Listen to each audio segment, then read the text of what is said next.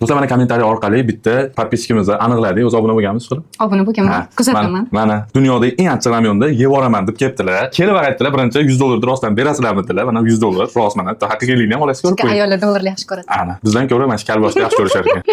Agar mabodo yeb yuborolmasangiz, 1,600,000 ta odamni qarg'ishiga qolasiz, aytib qo'ying. Xudo xohlasa yeyman. Hamma qaranglar. O'zim tayyorlab beraman sizga mazali qilib. Ramyonimiz mana tayyor bo'ldi. Suvini olib tashladi buni. Endi mana shu bilan olishasiz. Vovo, уже hididan ma'lum. Dunyoda eng achchiq ramyonni ko'rinishi bo'ladi. Sizga sabr, odamlar qarg'ishiga qolmasdan oling. Agarda eplolmay qolsangiz, kari soklarni olib keldim, bu sizga himoya bo'ladi. Faqat qarang, buni yeganingizdan keyin 5 minut suv ichmaysiz. Xudo xohlasa. Bismillahirrohmanirrohim. Ramyonni yaxshi ko'raman dedilar. Qo'qonli ekanlar, yana qo'qonli nima keldi? Qo'qonliklar paddeshga qo'rasizlar. Voh, вообще. Yevoy. Cho'tagani $100 ketdi-yu. Yo, qo'qonliklar sizlar qanaqasizlar? Iye. Achchig'iga chidasa bo'ladi. Issiq ekan. Sezmayapsan? Bilamayapsan? Zo'r. Iye. Voshye zo'r. Qaranglar, xuddi shu ramyonni yegan odamlar videosini shunda qo'yib qo'yamiz. Ko'ringlar o'shani.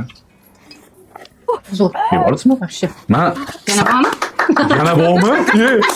Ma qaranglar, saboychini voshye master desam, bu kim? Yana bormi deydi. Mana 11:32, 5 minutdan keyin ko'ramiz qani. Menda faqat shu yonyapti. Mayli, hozir og'ziz yonyapti. Mana 37 bo'ldi. Challenge bajarildi. Mana $100 sizga. Qo'shing. Qo'shing. Bu videoga like bosib qo'yinglar. Hammaga omad.